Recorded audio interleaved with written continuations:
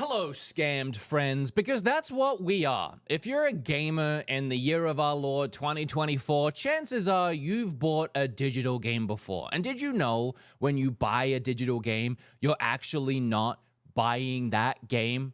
I know this is a fact that some of us know, and it's a bit of a misconception, but when you buy a digital game, you're only purchasing a license to play that game, not actually owning the game, which means at any point, at any time, that license could be removed. It could be revoked at the developer or the publisher's whim, and that has happened several times in the past. And now places like California are setting laws in place so that places that sell digital games have to be more clear with their wording, and even going as far as suing giant game publishers for removing licenses after somebody has bought the license. Let's react. So this is actually really good news for us. If you buy a physical game, you might think that you're safe and that you are buying the game so you actually own the game, when really all you own when you buy a physical game is the plastic and the disc that the game is on. But the contents that are on the disc, that license, it's a physical form of that same license you would be buying digitally. Obviously, it's a lot more secure, though, because my license that I'm renting is on a physical disc that I have in my house.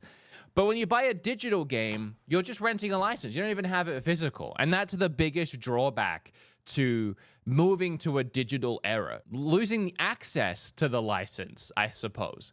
So let's have a look at this. So new California law means digital stores can't imply you're buying a game when you're merely licensing it. This is honestly probably one of the biggest scams in gaming that's been going on right under our nose for years, and we're all just kind of used to the status quo and how it's been. Used to when you go to an Xbox or Sony or Steam store, seeing buy game when you go to buy a game. I mean, that's the wordage you would expect to see, and it almost tricks you into thinking you're buying the game, which is why there's that misconception around this at this point. And I want to clarify too, this is the publisher's intent. They don't want legally to sell you the game. They kind of, it doesn't work like that. You can't own it. You can't buy and own the game. That's kind of ridiculous when you think about it, because the developers and publishers are not making this whole game for you. Because if you were to actually own the game, that would mean no one else can buy it, because you've already bought it. Everyone can't buy it. Everyone can't own it, right? But everyone can license it. And that's the legalese and the legality that these companies want to run with. But they also want to make you think that you're buying it. When you turn on your Xbox Series X, open the Microsoft Store, and buy Farming Simulator 22, you might think you own the game, but you'd be wrong. You actually paid for a license to play the game, not to own it. Companies can revoke the license at any time. It doesn't happen too often, but when it does, like with older games, Ubisoft made headlines earlier with the racing game The Crew, which they took down in December and not only removed from the online store to be able to purchase the license of, but started removing the actual game from people's accounts. But a new California bill signed into law by Governor Gavin Newsom, which I love that the government actually cares about us in this way. It feels weird being a gamer, because it feels like this is such a giant, I don't even want to say hobby, like just a giant industry now where video games are making multi-billion-dollar deals, and video games larger than movies. Like the video games like Rockstar's games have bigger budgets than pretty much all blockbuster movies that hit Hollywood. And yet it still feels like we're all off in our own little world, and the rest of the world and Hollywood and everybody and the government have no idea about us or like what's happening over here. And they just think that video games are contributing to the world's violence, and they want to end video games because of that. And there's just so many misconceptions around what gaming is and if it's healthy, and you know how video games can actually improve mental health rather than hurt mental health. And it just really feels like we're completely misunderstood and nobody actually cares as far as outside of the gaming world. So, and that's just the conception I have. Maybe my conception is twisted. You can let me know down below. But it's really cool and crazy to see the governor of California putting forward a bill to protect us gamers from essentially getting scammed. I think it's actually a lot of it came down to this whole Crew situation, which we can talk about, but Ubisoft is actually getting sued for that situation, I believe, by the government. But we'll read that article later because I find this one more interesting right now. Companies and storefronts that would have to comply include Microsoft, the Microsoft Store, Valve with Steam, Sony with the PlayStation Store, Nintendo with its eShop, and publishers with their own stores like Ubisoft's Ubisoft Store. I think I missed a line, but here's what they have to comply with. The law won't change the fact that we're all licensing games instead of actually owning them, but it will force companies that operate in California to be more transparent about it. So essentially, when you go to check out, I think this will only come into effect if your region is California, assuming I mean, I think this law means, I think it's going into effect January 1st, 2025. Instead of seeing words like purchase or buy, you'll see things that are more clear that it's a license you're buying, like unrestricted ownership interest in the digital goods, distinct and separate from terms and conditions of the purchase, according to the text. So I believe if we scroll down here, you can already see that Steam, updated October 11, it's starting to comply with these laws already. When you go to check out here, I mean, if you look here, it just has the price, continue to payment, estimated total. Nothing here actually says anything about buying the game. And then down here, a purchase of a digital product grants a license for the product on Steam. Now, I imagine most people that aren't clued in, most people that aren't even going to read this, they're still going to think they're buying the game. And that's honestly fine. I mean, it's if you think what you want to think, and what difference is it really going to make at the end of the day for the general consumer? They're gonna buy it. They're gonna buy the license of the game no matter what because they want to play it. It's probably not going to turn them off or away. But it is much better having the clarity right here in case anything does happen. You can at least be like, oh, I didn't know, but it was right there. A purchase of the digital product grants a license for the product on Steam. Digital purchasing is already ubiquitous as physical media becomes less easy to find. Stores like Best Buy have stopped selling physical movies entirely. You know, it's almost Thanksgiving, Black Friday time, and one of my favorite things about that time is going to Best Buy because they have great deals on games, and I usually stack up on like 4K Blu-rays and like shows. I grab like 4 or 5 Blu-rays out on the way out the door for like $5 each. It's awesome. That's how I have my Blu-ray collection. It's so sad that this year there's not going to be any physical movies at all in Best Buys. It really feels like we're here at the end of an era right now. Physical video games use a disc or cartridge as a license, and that object is yours. So yeah, as I was saying, you own this. You own the plastic. That's what you're buying when you buy a physical game. You're buying the shell. But lucky for you, the shell has your license on it. And I mean, unless they come to the door and they knock and they demand the disc back, you still have it. Now, they can do things like you put the disc in, and if you're connected to the internet, it might ping and say, hey, you can't play this, or this has been removed, or error of some kind, right? They could forcibly update your console to not play it. But as long as most of the game is on the disc, you could probably play offline and trick it that way. You just wouldn't have any of the updates. But either way, in most cases, it's better to buy physical for that reason. It's becoming increasingly common to see games being delisted from sale or pulled offline entirely, like popular mobile game Kim Kardashian Hollywood. Oh yeah, you remember that one, guys? Remember that? That was heartbreaking. I was right in the middle. I almost had all of my outfits collected. I was opening my final few necklace packs. I was really excited to hit the runway and get 5 stars on my outfit. And then right as I was about to hit catwalk, it got ripped down from the store, and I lost all of my microtransactions. Sent shockwaves around the globe, that one did, when it went down. In that example, players lost a decade's worth of digital purchases. All jokes aside, that sucks. That's horrible. This is a side thing too, but I heard that the Animal Crossing Pocket game it was running for like 10 years and had microtransactions. People have spent thousands of dollars on this game. It recently concluded and they decided to stop supporting it. So what they're doing is they're bundling every piece of content and re-releasing it back onto the App Store for no longer free, but for $10. But for a one-time price of $10, you'll get everything.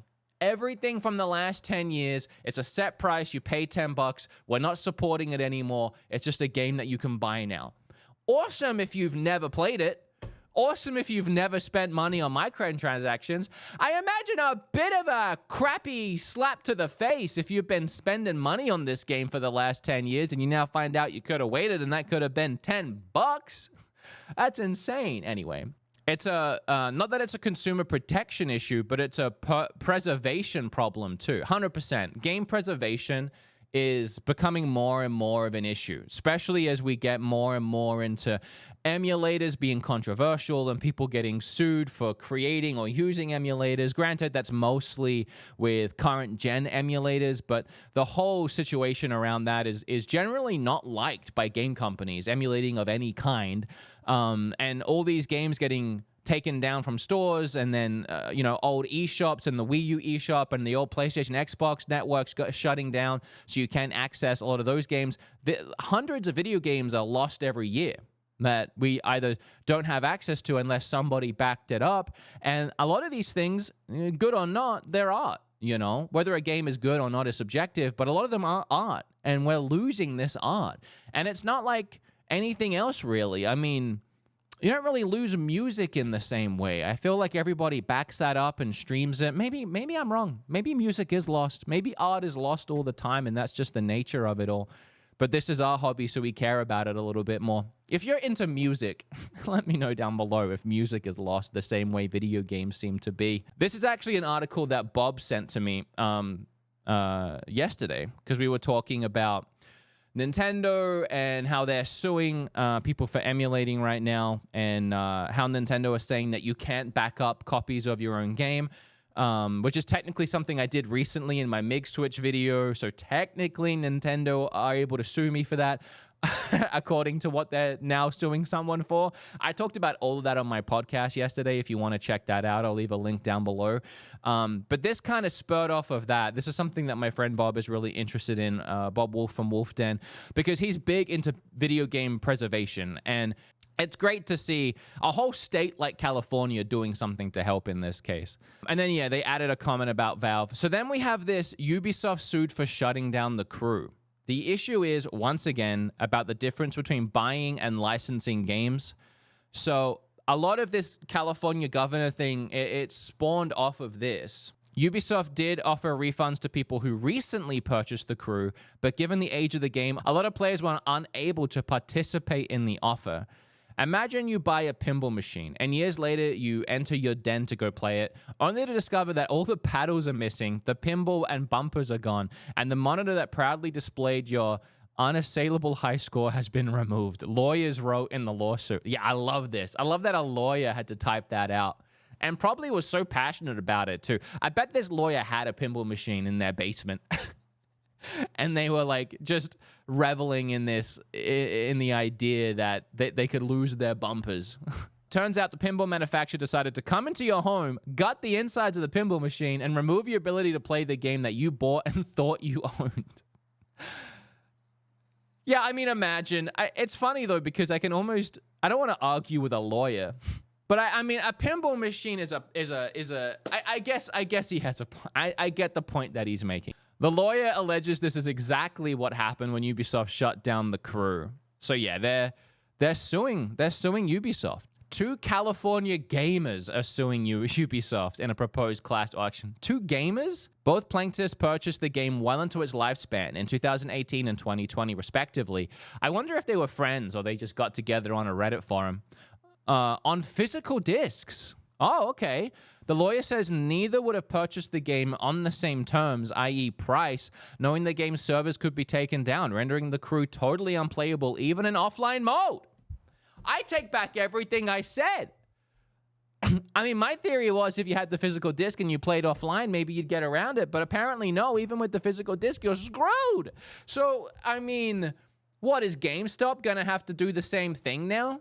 When you check out, are they going to have to say, Hey, would you like that $2 warranty for your disc? No. Would you like to join our GameStop Member Pro? No. Would you like the GameStop credit card by chance? No. Did you know that we have a 2-for-1 sale on our t-shirts? You're not interested? What about the clearance section? Everything's half off. No, I swear to God, I just want to buy my game, sir. Well, on that note, dear alleged customer of buying your game, I need to let you know you're not actually buying the game, you're buying a license to the game. You technically own the plastic and the metal and everything that goes into making the product that you're holding in your hand right now, good dear customer, sir.